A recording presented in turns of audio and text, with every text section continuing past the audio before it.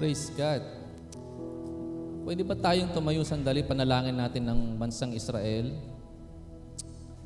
Glory to God. Sabi ng awit 122 verse 6, ating hilingin sa Diyos ang kapayapaan para sa kanyang bayan, at ang nagmamahal sa kanyang bayan ay kanyang pagpapalain. Amen. Panalangin po natin ang bansang Israel.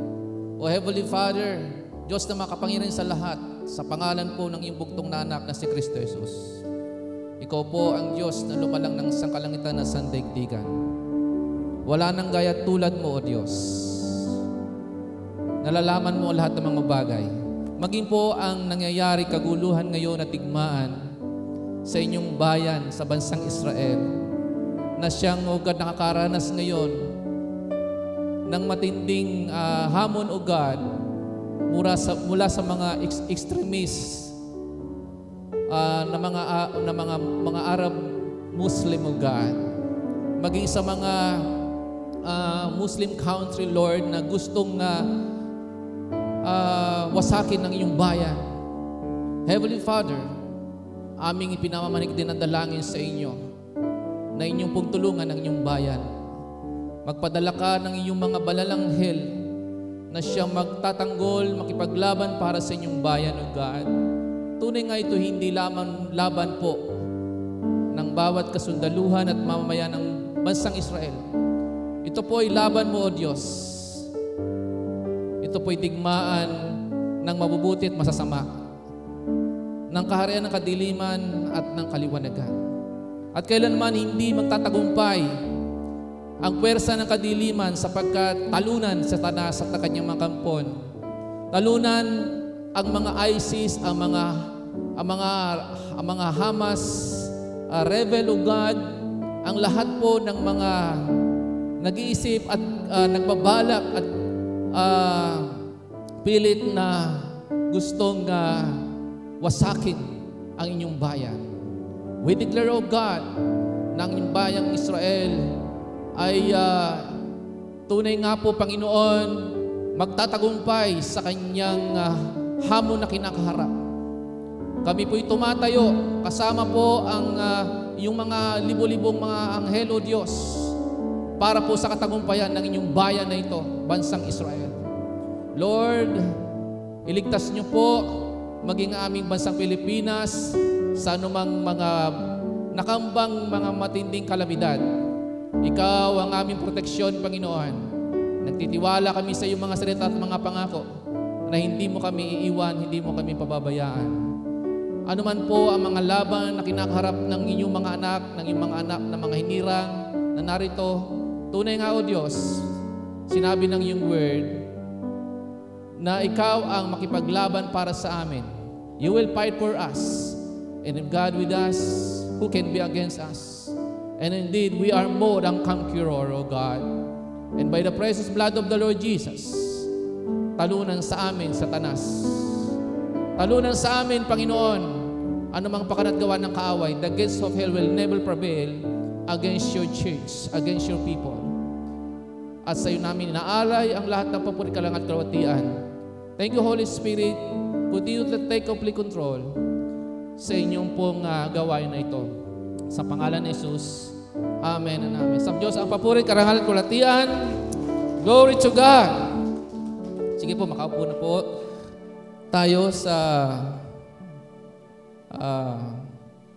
inyong mga upuan at I declare na sa mga nakakonect sa online, through online ay mapagpala kayo ngayong umaga ng mensahe ng Panginoon. Datagpuan po sa aklat ng 2 Korinto, chapter 12, verse 7 up to 10. 2 Corinthians, chapter 12, verse 7 up to 10. Aking babasahin po sa Tagalog translation. Hallelujah. Ngunit upang hindi ako magyabang sa dami ng kamangmanghang mga bagay na nasaksihan ko, ako'y binigyan ng pahirap sa aking katawan, na nagsisilbing sugo ni Satanas upang pahirapan ako. At nang sa gayoy hindi ako maging palalo. 3 beses akong 3 beses kong idinalangin sa Panginoon na alisin ito, ngunit ganito ang kanyang sagot. Ang kagandahang loob ko ay sapat na para sa iyo, sapagkat lubusang nahayag ang aking kapangyarihan kapag ikaw ay mahina. Kaya't buong galak kong ipinagmamalaki ang aking kahinaan upang manatili sa akin ang kapangyarihan ni Kristo. Alang-alang kay Kristo, ako'y may kasiyahan sa gitna ng mga kahinaan, mga pagkutya, mga kahirapan, pag-uusig at kagipitan. Sapagkat kapag ako ay mahina, doon ako nagiging malakas. Pinagpala na po ng ating Diyos ang pagkabasa natin ng kanyang banal na salita. Sustaining grace. Yan po ang pamagat ng mensahe ng Panginoon natin binasa mula sa 2 Korinto, Kabanata 12, talatang 7 hanggang 10. When we say grace, the Greek word ay charis, na ibig sabihin ay non-meritorious or unearned favor. Yung bang hindi ka karapat-dapat sa ating Diyos na banal, ngunit ginawang karapat-dapat ang bawat isa sa atin dahil sa kanyang napakasaganang biyaya, habag o kagandahang loob sa atin. Or unearned favor, yung hindi mo pinaghirapang kagandahang loob ng Diyos. Generous gift of God. Ito po ay masaganang kaloob sa atin ng Diyos and supernatural blessing. Okay? Yung blessing na saganang ipinagkakaloob sa atin ng Diyos. Amen po ba? Mula nung naranasan mo yung pabor o yung grace ng ating Panginoon, yung kanyang sinasabing kagandahang loob, iyong ding nararanasan yung sinasabing supernatural blessing in all areas ng iyong buhay. Amen? At meron pong 4 na uri ng grace. Una ay saving grace. Pangalawa ay sanctifying grace. Pangatlo ay serving grace.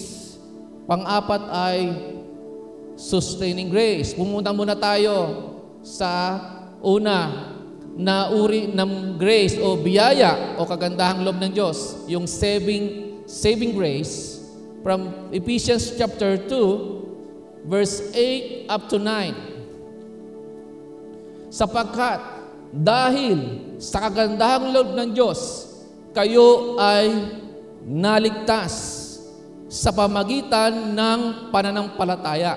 At ito'y kaloob ng Diyos at hindi mula sa inyong sarili. Hindi ito bunga ng inyong mga gawa, kaya't walang may pagmamalaki ang sinuman. Saving grace. Dahil po sa masaganang habag o kagandahang loob ng Diyos, ikaw, tayong lahat po ay nagtamo ng kaligtasan. Okay? Tayo po binigyan ng libreng kaloob na kaligtasan o buhay na walang hanggan sa pamagitan ng iyong pananampalataya sa Diyos.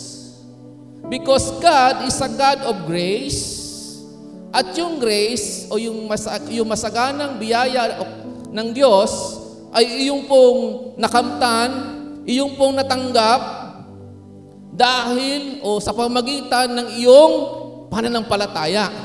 Likas sa Diyos na siya po ay mapagbiyaya, mahabagin, mapagbigay po siya ng mabuting kaloob, masaganang regalo. At natanggap natin po yung kaloob o libreng kaloob o regalo mula sa Diyos, yun po yung kaligtasan, yun po yung pawawalang sala, sa pamagitan po ng ating pananampalataya sa ating Panginoong Hesus.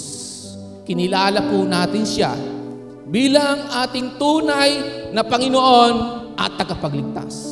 Sa madaling sabi, ang nagligtas sa atin, nagligtas sa iyo at sa ating lahat, sa church ni Lord, ay ang iyong pananampalataya sa Panginoong Hesus. Amen po ba? Hindi mo yun pinaghirapan. Hindi pwede sabihin ng ibang tao, dahil ako'y reliyoso, ako'y mapagkawang gawa, ako ay umanib o kumunik sa ganitong reliyon o sekta, kaya ako naligtas. Ang sabi ng Bible, tayo ay naligtas sa pamagitan o dahil sa biyaya ng Diyos, sa pamagitan ni Kristo, sa pamagitan ng iyong pananampalataya. Amen po ba? Dahil marami pong tao ngayon ang sobrang nalilito. Sa dami po ng kuno-unong mga relihiyon. Okay?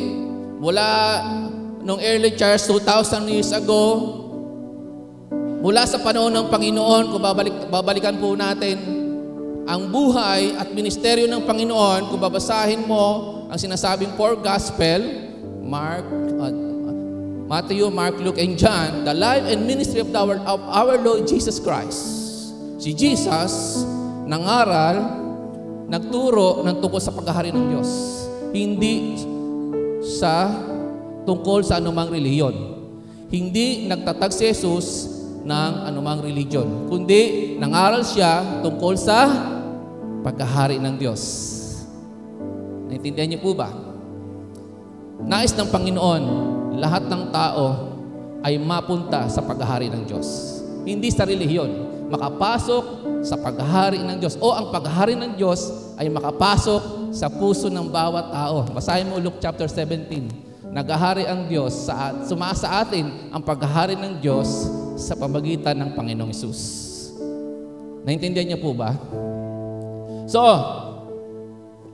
ang nagligtas sa atin ay ang ating Panginoon. Ang nagbago ng buhay natin ay ang ating Panginoon. Amen po ba?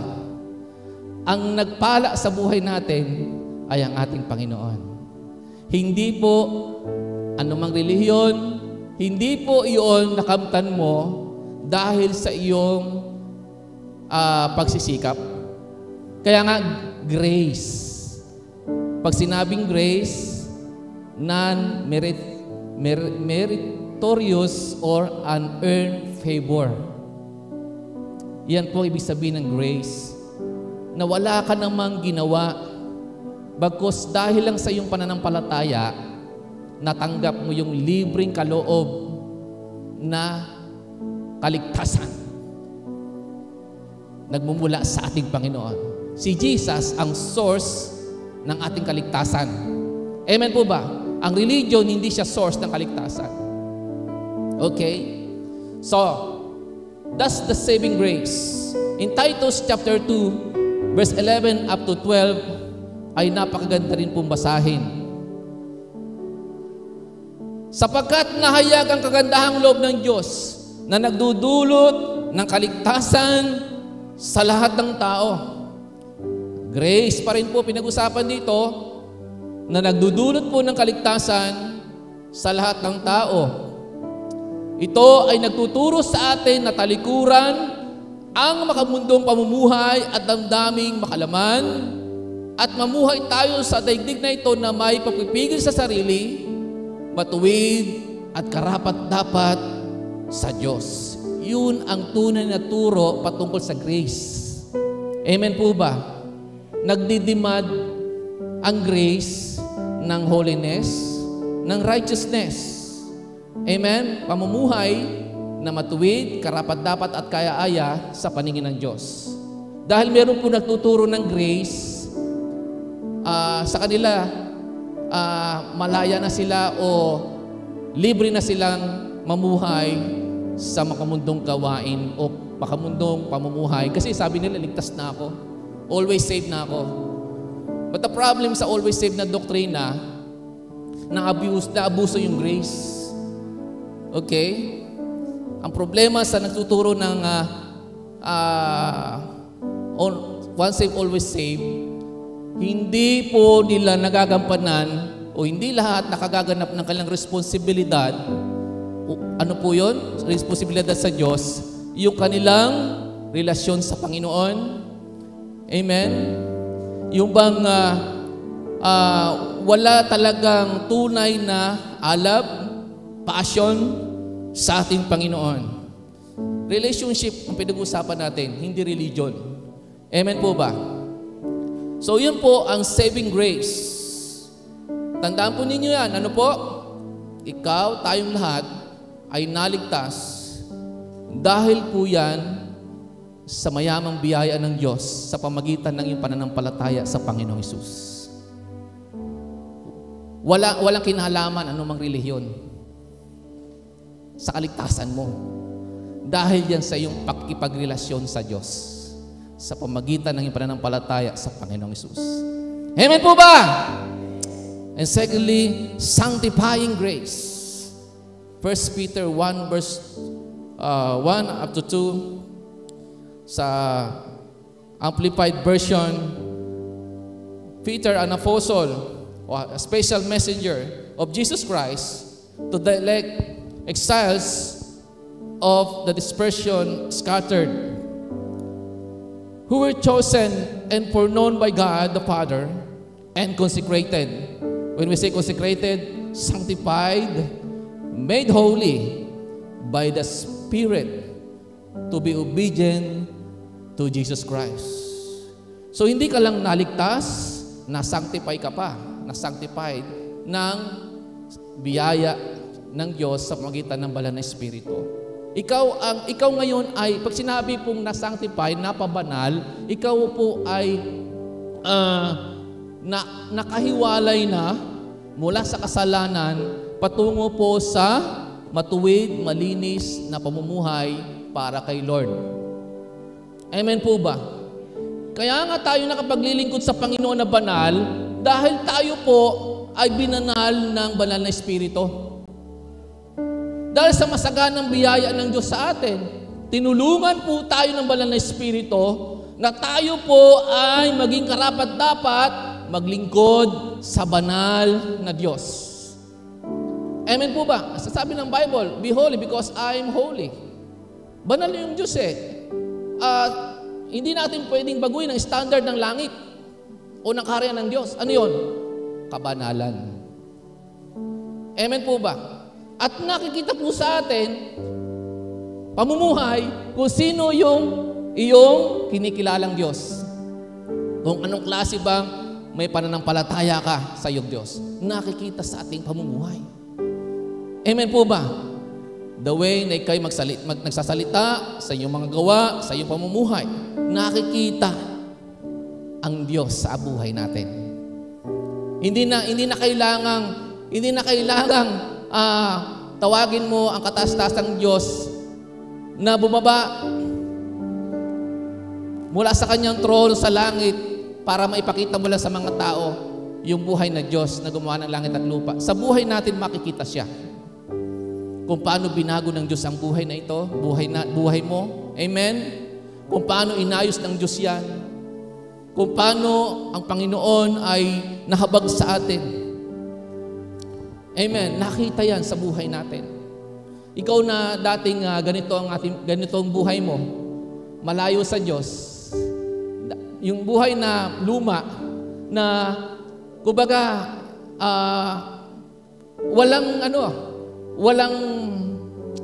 wala pong pakinabang sa harapan ng Diyos o walang saysay na buhay.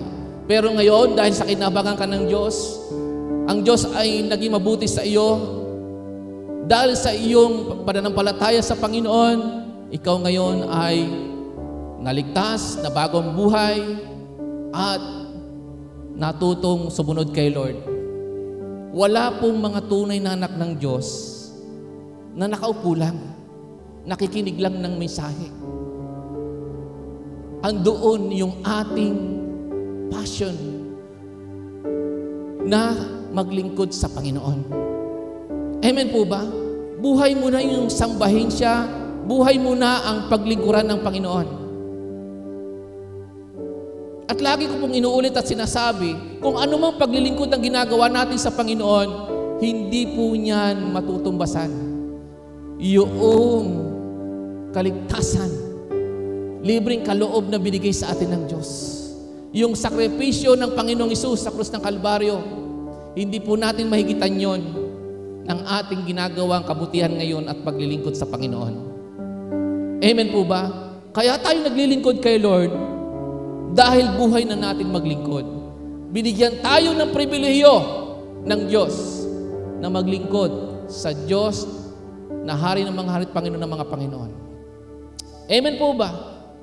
Kaya nga, wala naman po kalugihan doon sa naglilingkod sa Panginoon. Amen po ba? Ako po ay nabibless sa lahat ng narito. Talagang nakikita ko paano kayo nagkukumit sa gawain ng Panginoon. Dahil nga, lahat ng yan ginagawa natin para kay Lord. Mayroong mga kabataan, tumutugtog, umaawit, nagbabackup sa worship. Mayroong mga sumasayaw para kay Lord. Amen po ba? May mga nagkukumit na mga young moms. Amen. At alam ko, na-challenge na rin yung mga nagkakaedad na mga kababaihan. Hindi ko sinasabi matanda, nagkakaedad pa lang. Amen po ba? So, lahat niyan para sa Panginoon. Masaya ka, nag-a-usher ka dyan. May nagmamartial sa labas. Sila Nanay Betty, ang kanyang mga kapatid, dapat nating kabataan, naglilinis sa labas, nagwawalis-walis dyan. Okay, anong paglilingkod ang ginagawa mo sa Panginoon? Dahil mahal mo si Lord. Amen po ba? Sapagkat dahil yan sa ginawa ng Diyos sa buhay na ito. Kundi dahil sa Panginoon, walang saysay ang ating buhay. Walang purpose ang buhay na yan. Kung hindi natin naranasan ang kagandahang loob ng Diyos sa buhay na ito. Amen po ba? Nawan na ikaw nakikinig dito, naintindihan mo yung mensahe ng Panginoon. Tandaan mo, hindi relihiyon na nagbago ng buhay na yan. Hindi relihiyon na nagligtas sa buhay na yan. Si Lord. Dahil sa iyong pakipag-isa sa Panginoon. Dahil sa iyong pananampalataya sa ating Mesyas, na ating tagapagligtas na si Jesus. Amen po ba? Kaya may utang na loob tayo sa Diyos. Nakikinig ba kayo? Yung word na utang na loob, ayaw marinig ng iba. Para daw, pagka ipinaalala mo yung, may utang na loob ka sa akin na ganito, ganyan ha. Bakit sinusumbatan mo ako? Parang gano'n, ano? Pero talaga naman may utang na loob tayo sa Diyos eh. Ano may babalik natin sa ginawa ng Diyos sa buhay na ito? Na niligtas, binago, inayos. Amen? At naranasan mo yung blessing ni Lord. Amen po ba?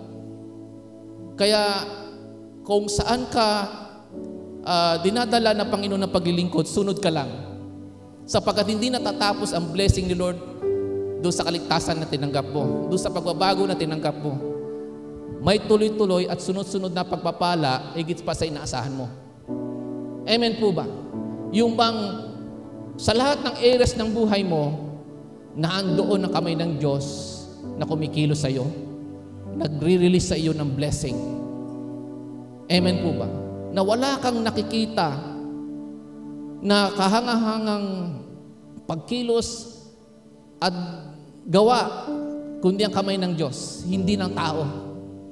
Kaya huwag kang magdidepende sa tao. Nakikinig ba kayo? Huwag kang magdidepende sa kanino mang tao, kahit sa mahal mo sa buhay, kahit sa sino mang magagaling na tao dyan. Amen?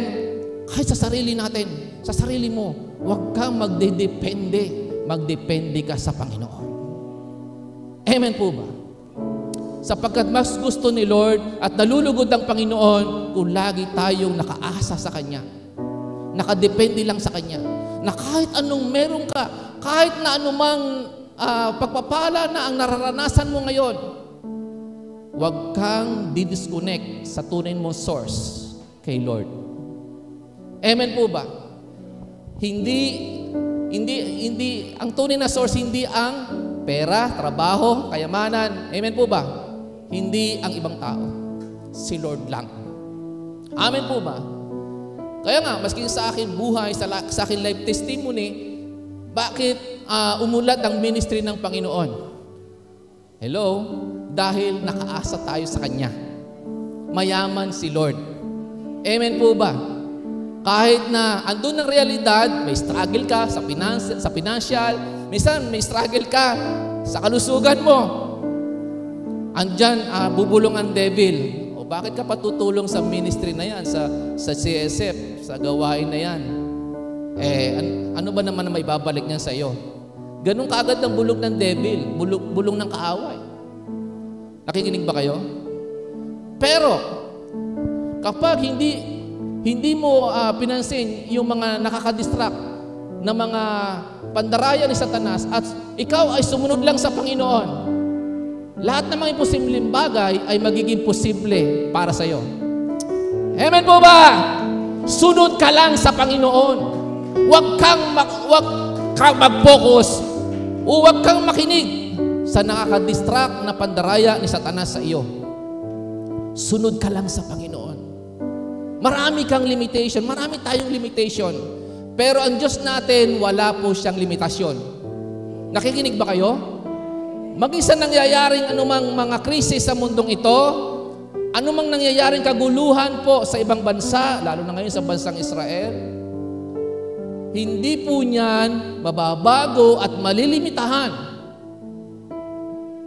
ang kalikasan ng Diyos na pagiging mapagbigay ng mabubuting bagay para sa iyo. Amen po ba? Walang sino man pwedeng pumigil sa Diyos para ikaw ay Kanyang pagpalain.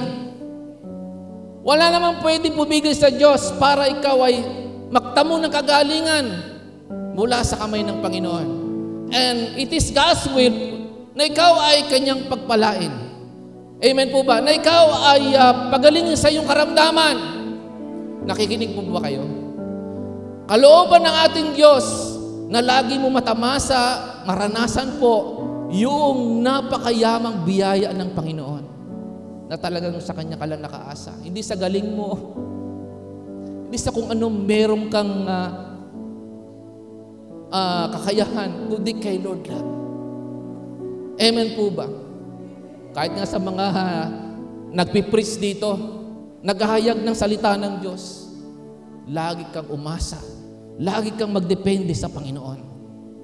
Sapagkat naniniwala ako, ang tunay na mighty men and women of God sa Kanyang kingdom ay yung laging nakapasakop sa kapangyarihan ng Diyos, sa presensya ng Diyos. Amen po ba? Wala naman talagang totoong magaling na tao kahit sa loob ng church. Ang totoong magaling dito ay si Lord. Amen po ba? Palapakan natin ng Panginoon.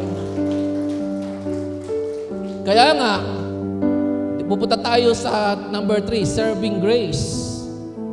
Kapag ikaw ay binigyan ng Panginoon ng pagkakataong maglingkod sa Kanya, lagi ka lang magpakumbaba.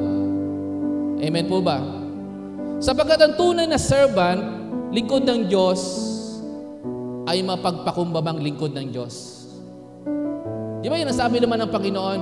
Ang tunay na dakila sa Kanyang kaharian ay yung mga tunay na naglilingkod sa Kanya ng may kababaang loob. Amen? Na kahit na napaka-talented mo, ikaw ay napakaraming binigay sa iyo ang Diyos na mga sinasabing kaloob, okay? Gamitin mo lang yan para sa kapakinabangan ng ministry ni Lord at kapurihan.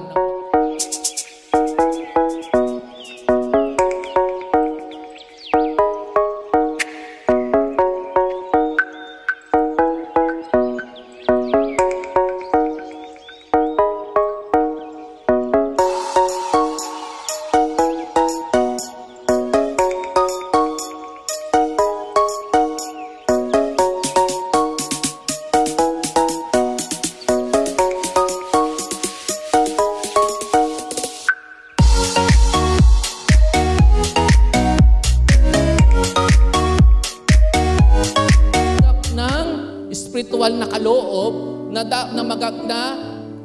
para magamit sa ministry ni Lord at kapurihan ng Panginoon. Nakikinig ba kayo? So, yung may relasyon kay Lord, naglilingkod sa Panginoon, ayon sa kakayang ibinigay sa Kanya ng Diyos. Amen? Tayong lahat dito, may iba-iba po tayong sinasabing kaloob, regalo mula sa Diyos, talent, kaloob, iba't ibang kaloob mula sa Panginoon. Ako hindi ko give ang kumanta na gaya ni Mean at ng mga anointed singer dito. Pero nakakaawit ako para kay Lord. Pero hindi ko gift talaga ang kumanta. Gift ko mag-praise. Okay? Hindi ko gift ang sumayaw na magaling. Pero pwede ako makasayaw. Pero meron talaga binigyan si Lord ng ganyang matinding talent. May magaling talaga sumayaw para kay Lord. Meron sa inyo binigyan ng kaloob. Okay? Na magkawang-gawa, mag-support sa ministry. Yun ang sinasabi ng Book of Romans chapter 12. Ministry yan, yung pagsusupport sa ministry, sa gawain ng Panginoon. Pagbibigay sa iyo ng kakayahan. Kaya ka pinayayaman nila, binibless ang business mo, pinaulad na kabuhayan mo, pinaprosper ni Lord. Ang lahat ng bawat aspeto ng buhay mo, maging ang finances mo. Dahil ang gusto ni Lord, maging daluyan Kanya ng pagpapala, maging kasangkapan Kanya o kamay ng Diyos para suportahan ang Kanyang ministry. Nakikinig ba kayo? Gumagamit ang Diyos ng mga tamang tao na Kanyang mga mabuting katiwala na mga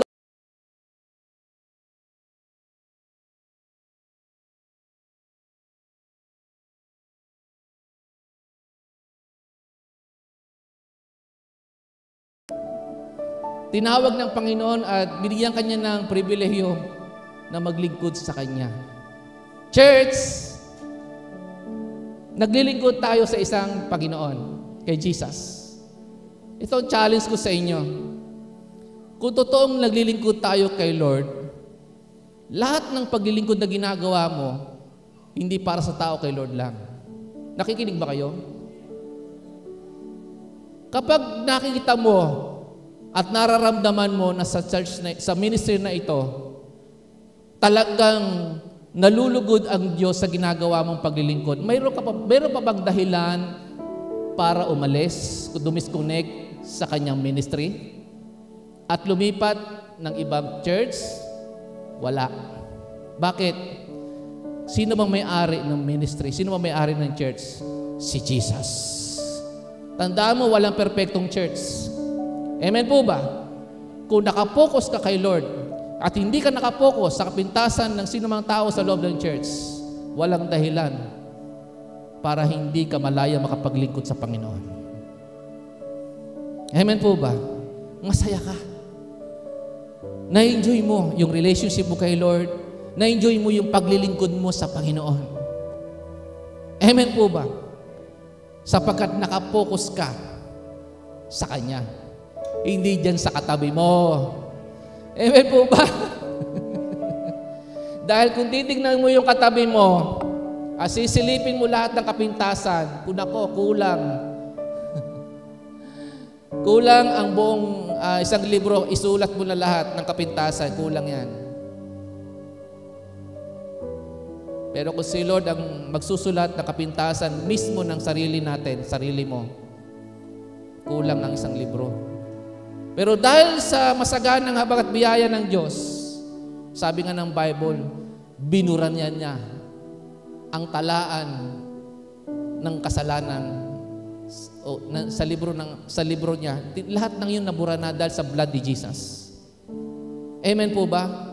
Kaya nga tinitignan tayo ng Diyos nang dahil kay Jesus na ikaw ay righteousness of God. 2 Corinthians chapter 5 verse 21, you are the righteousness of God because of the Lord Jesus Christ. Matuwid ka sa harapan ng Diyos. Amen po ba? Kung meron na magdideklara na ikaw'y matuwid na Kristiyano o believers ni Jesus, ang salita ng Panginoon. Marahil, hindi mo marinig yan sa ibang tao. O matuwid kang tao. Wala ka marinig. Pero the Bible declare, because of your faith kay Jesus, because of God's grace, ikaw ay deklaradong righteousness. Ikaw ay righteousness sa Panginoon. You are the righteousness of God. Amen po ba? Naintindihan niyo po ang mensahe? So, serving grace. Ako po'y nabibless nung binasa ko po yung 1 Timothy 1 verse 12 up to 14. Si Paul, kahit sinasabi niyang hindi siya karapat-dapat sa Diyos, na maging apostol, na maging lingkod niya, pero dahil sa habag ng Diyos, ginawa siyang karapat-dapat at tunay na lingkod ng Panginoon. At partner ni Lord sa ministry. Makinig kayo mabuti. Ang tunay natin partner sa ministry, si Jesus. Marami na po tayo naging partner dito sa ministry. Galing pa sa ibang bansa, pero hindi rin tumagal. Nakakalimutan din po tayo. Pero sabi ng Bible, ang tunay nating lifetime partner sa ministry, si Jesus. Amen po ba? Kaya bakit ka titigil sa paglilingkod mo sa Panginoon? Bakit ka titigil sa iyong pagsamba sa Panginoon? Kung ang lagi naman nating kasama ay ang presensya ng Diyos, buhay na ito. Amen po ba? Hindi tayo mangangamba, hindi po tayo kailangang mag-isip na tama na, ayoko na maglingkod. Bakit? Kailan ba ka ba pinabayaan ng Panginoon?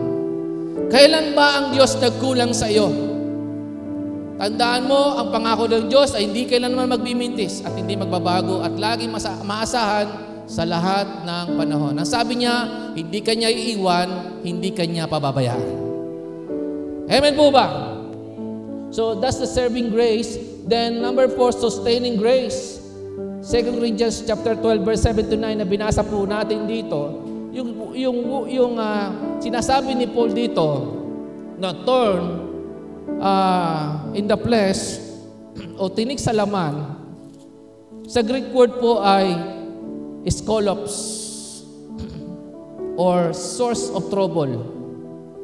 Source of trouble. Bibilisan ko na lamang po at magiging specific ako sa paliwanag. Thorn in the flesh. Maring ang thorn in the flesh, sinasabi minsan, yung karamdaman mo, meron kang struggle sa kalusugan mo. Okay? Ngaring ang thorn in the flesh, ayun yung mga taong pinipigilan ka maglingkod sa Panginoon. Okay? Pwedeng parehas naman. Kasi meron pong mga Bible scholar, iba-iba ang opinion. Ang thorn in the flesh daw ay yung karamdaman ni Paul na katarata, etc. Yung kanyang problema sa kalusugan niya. Sinasabi naman ng ibang Bible scholar, ang thorn in the flesh ni Paul ay yung mga persecution, yung mga trial sa buhay, nararanasan niya, o yung mga trouble sa buhay. Pwede naman parehas eh. Amen po ba? Yun naman ang sinasabi ng Bible. Talaga naman may karamdaman si Paul at meron naman talaga naranasan siyang mga pag-uusig sa buhay. Okay? O troubles. So, sustaining grace ay available sa atin kung ano man nararanasan mo na sinasabing trouble, andyan ang grace ni God na magpapalakas sa iyo. So, yung thorn in the flesh o sinasabing messenger of Satan ay inaalaw minsan ng Panginoon na maranasan mo upang lalo kang magtiwala at magdepende sa ating Panginoon na walang limitasyon. Amen po ba? Binanggit nga ni Paul dito, kaya may mapagmamalaki ko pa ang aking kahinaan. Pag sinabi niyang kanyang kahinaan, yung kanyang mga limitation, yung kanyang pagiging tao, talaga naman ang tao ay mahina. Pero kapag ang Diyos ay nasa atin, natural kang tao, pero yung Panginoong Diyos ay super, pag pinagsama mo, supernatural. Imposible ba? Hindi, kasi ang Diyos supernatural eh. Amen po ba? Kaya huwag mo sabihin, mahina ako, hindi ako pwede dyan. Madali lang akong matisod o madaling matukso. Pero kapag totoo ka, nagpasakop sa Panginoon, kaya niyang ayusin ang buhay mo, kaya kanyang baguhin, kaya kanyang tulungan. Amen po ba? Na dyan sa mga kahinaan mong yan, kaya kang bigyan ng biyaya ng Diyos para malagpasan mo anumang mga kahinaan mo sa buhay. Yung mga limitation na yan, gusto ng Diyos, lagpasan natin. Sapagkat ang Diyos natin wala pong limitation. Amen po ba? Kaya nga, minsan nakakahiya sa Panginoon. Kapag ang panalangin mo ay, Lord, napakarami kong limitation, napakarami kong kahinaan, napakarami kong mga pangailangan. Bakit? Ang Diyos mo ba may limitasyon? Ang Diyos mo ba mahina? Kapag ang biyaya ng Diyos ay binigay na masagana sa iyo, palalakasin ka niya sa lahat mong kahinaan. Amen! Tutulungan ka ng Panginoon. Walang imposible sa Kanya. Noong araw po, noong ako po ay high school pa lamang, talagang sabi ko nga, mahiyain din ako, tahimik ako sa lagi ako nasa isang sulok, hindi ako nakipag-usap sa mga classmates ko, hindi ako madaldal na tao. Pero na-realize ko, Lord, hindi ako masalitang tao, pero bakit ako ginagamit mo para magsalita? Mangaral, mag-share ng word, ginawa mo kong mouthpiece mo. Itong tao na tahimik na ito, itong tao na hindi pala salita, ginawang mouthpiece niya. Bakit? Kasi nakikita ni Lord yung heart. Gusto ng puso ko sumunod sa Kanya. Gusto ng puso ko maglingkod sa Kanya. Because sa biyaya niyang naranasan ko. Amen po ba? Ang Diyos ang magbibigay sa iyo ng kakayahan. Amen? Na paglingkuran mo siya nang higit pa doon sa ninanasan ng puso mo. Ang Diyos ang magbibigay sa iyo na walang limitasyong kakayahan. Sustaining grace.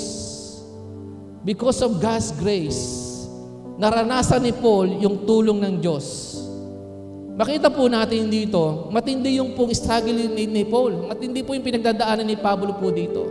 Yung sinasabing thorn in the flesh o yung sinasabing messenger of Satan na nagpapahirap sa kanya, na pumipigil sa kanya para magpatuloy sa ministry. Kung pag-aaralan mo buhay ni Pablo, mula nang siya sumunod sa Panginoon, nagtiwala sa Panginoong Hesus, ang dami pong mga churches ang kanyang naitayo. At nakapagsulat po siya ng pinakamarami pong liham sa New Testament. Yung Book of Epistles, mas marami kaysa naisulat ng mga ibang apostles. Si Paul ay kinamit talaga mightily ng Diyos. Amen po ba? Because of God's grace. Because of the grace of God. Amen po ba? Ito pong sinasabing a special messenger of Satan ang umaharas sa kanya, nagdi-distract sa kanya, at nagbibigay po sa kanya ng sakit ng ulo. 3 times, sabi niya, nanalangin siya sa Panginoon na alisin po itong sinasabing thorns in the flesh. Itong tinik sa laman. Yung sinasabing nagpapahirap sa kanya, nagiging sakit ng ulo niya, humahadlang sa kanyang pagpapatuloy sa paglilingkod sa ministry na pinagkatiwala sa kanya ng Panginoon. But because of God's grace, binigyan siya ng Panginoon ng kalakasan. Hindi inalis ng Diyos yung sinasabing thorn in the flesh, kundi ang nasabi ng Diyos, my grace is sufficient for you.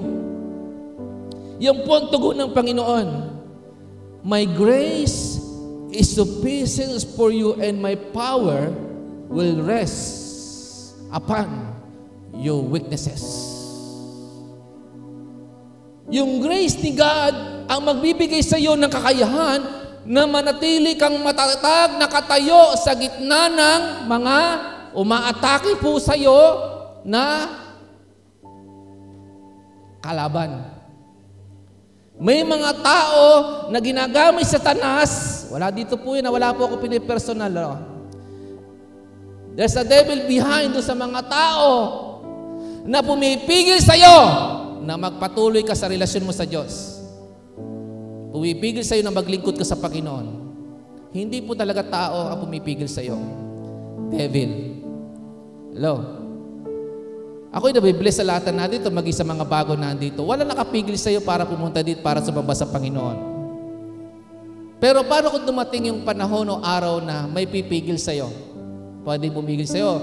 Isa sa membro ng pamilya mo, kaibigan, kapitbahay, o bakit pupunta ka doon sa church na yan? Bakit ka nagsisimba dyan? Ano ba mapapala mo dyan? May blessing ba doon? May blessing ba dyan? Pero totoong source ng blessing si Jesus. Amen po ba? Material blessing, pwede mo wala kagad dyan. Pero yung source ng kapayapaan, amen, mayaman. Yung source ng pag-asa, mayaman si Jesus. Tanungin ko kayo, mabibili nyo ba yung kapayapaan? Di ba hindi?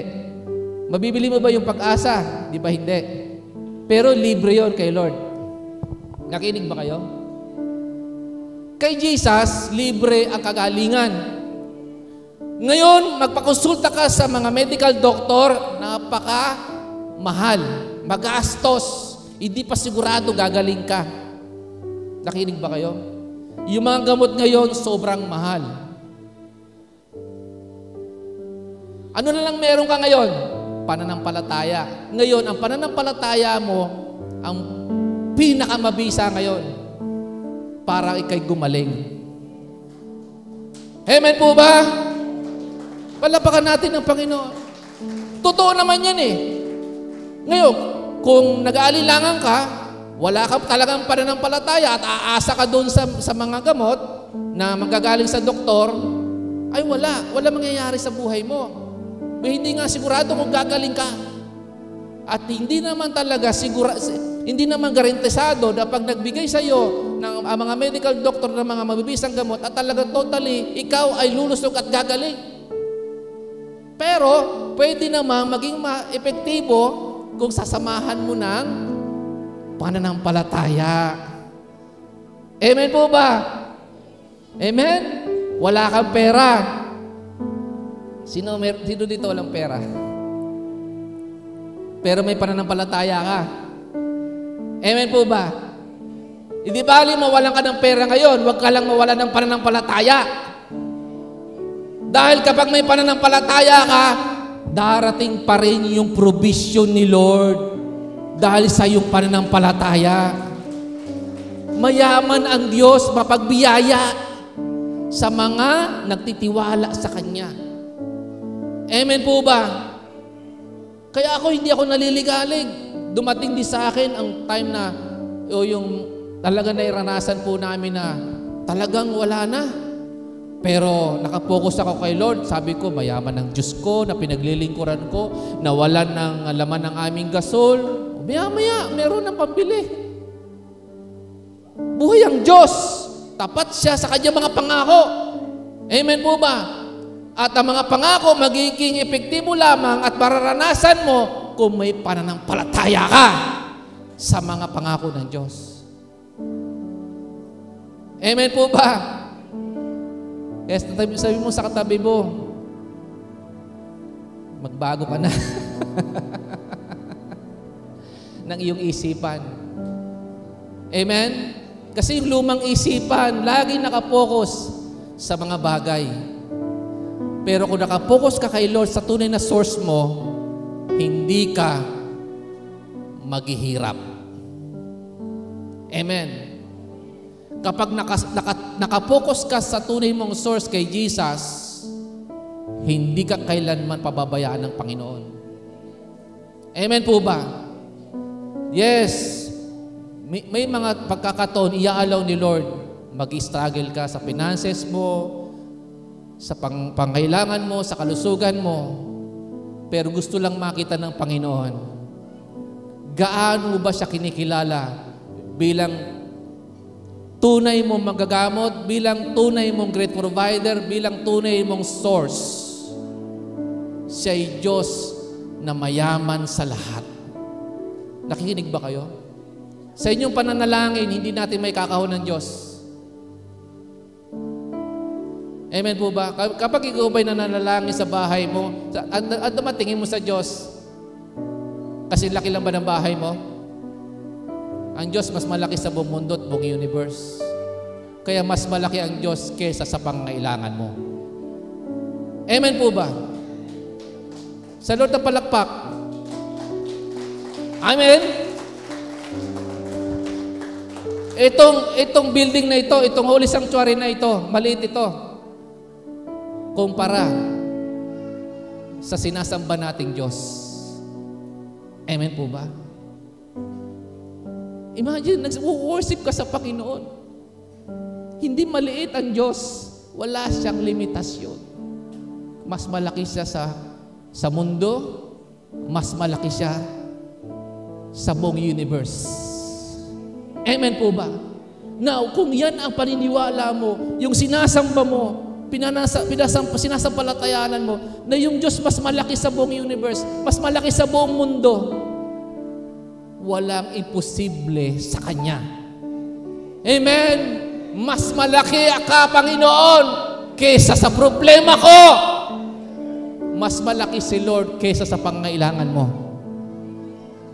Nakikinig ba kayo? Amen po ba? Hallelujah. Iba nakatulala lang talaga. Hindi ko mingiti. And I decree na merong gawin ang Diyos sa buhay niyo. Ma-encounter mo talaga si Lord. Amen? Personally. Yung talagang ang Diyos po natin na walang limitasyon, invisible siya eh. Hindi mo nga siya may kakahon. Amen po ba? Siya'y nagmula from eternity to eternity. Before the time began, nandun na ang Diyos. Amen. Before the creation, nandun na ang Diyos. Amen. Wala ka pa, nauna na ang Diyos. Hindi pa dumadating ang pangailangan mo, nauna na ang Diyos. Hindi ka pa natatapos sa panalangin mo, nauna na ang Diyos. Amen po ba?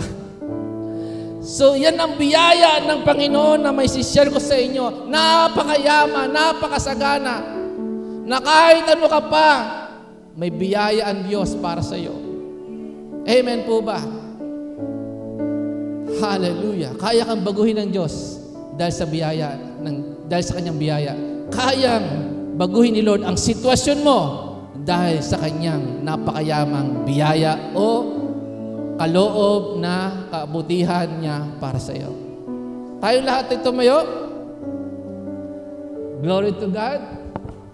Alam ko po na na-challenge kayo ng word. Hallelujah. Thank you, Jesus. Sino dito ang gusto ng kagalingan? Merong grace si God for your healing. You receive the grace of God for your healing. Sino dito nag-struggle sa finances, sa financial? Merong grace si God for your financial freedom. Amen? Sino dito nag-struggle sa kahirapan? Nasabi mo, pinanganak kang mahirap, hanggang ngayon mahirap pa rin, at tumatanda ng mahirap. Ay, tanong, gusto ba ni Lord na ikaw ay maghirap? Kalooban ba ng Diyos ng tao ay maghirap? Hindi. Hindi rin kalooban ng Diyos na mamatay kang mahirap.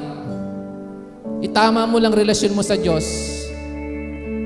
Itama mo lang ang relasyon mo sa Diyos. Babaguhin ni Lord ang sitwasyon mo. Ang buhay mo at ang sitwasyon mo. Amen po ba? Awitin natin yan sa Panginoon. Ikaw ang tunay na yung mga masaserve sa communion, please, pumunta na kayo po dito. Ikaw ang hari na mahal ng tulad ko. Ginawa mong lahat, pag-ibig mo ay tapat at wagas. Sa lahat lahat po ng may sakit at naniniwala na ikipagagalingin ng Panginoon, just raise your hands. Pero kung gusto mong lumapit dito, pwede naman, malaya ka makapunta dito sa harapan, and I will pray for you. Sundin ang loob mo, iparinig ang nais mo. Sa lahat ng panahon, Diyos ka sa amin. Sa lahat ng oras, nariyan para sa amin. Panginoong Jesus, purihin ka. Dakilain ka sa buhay ko. Aming Ama. Now be ready for your healing. Be ready for your financial breakthrough. Be ready for your miracle. Maging sa mga nakakonect o online. Dakila sa mundo, ikaw ang naringan, mahal ang tulad ko. Ginawa mong lahat, pag-ibig mo ay tapat at wagas. O Diyos, wala nang papantay Just raise sa your hands kabutihan and allow the Holy Spirit to touch you and to heal you. deliver you from any sicknesses and infirmities. Hayaan mo ang banal na Espiritu ay malayang pumilo sa buhay mo upang ikay palayain, pagalingin sa anumang uri ng iyong sakit o karamdaman, maging sa anumang kahirapan na naranasan mo, maging sa anumang utang, maging sa financial na struggle na naranasan mo. Ang banal na Espiritu ay gumagalaw, kumikilos sa iyong buhay, sa iyong pamilya. Sa buhay ko, sa lahat ng panahon, Diyos ka sa amin. Sa lahat ng oras, Taas niyo po ang inyong mga kamay sa mga naniniwala na siya o nananampalataya sa Panginoon na ikaw ay kanyang pagagalingin. Just receive your healing right now. Be healed in the mighty name of Jesus. Be healed in the mighty name of Jesus. Receive your healing. Gumaling ka, lumakas ka, lumusog ka, at mawala lahat ng sakit o karamdaman mo sa iyong buong katawan. In the mighty name of Jesus, I speak life, I speak healing for your body right now in the name of Jesus. Receive your healing. Bagong internal organs, bagong kidney, bagong liver, pusong malusog in the name of Jesus.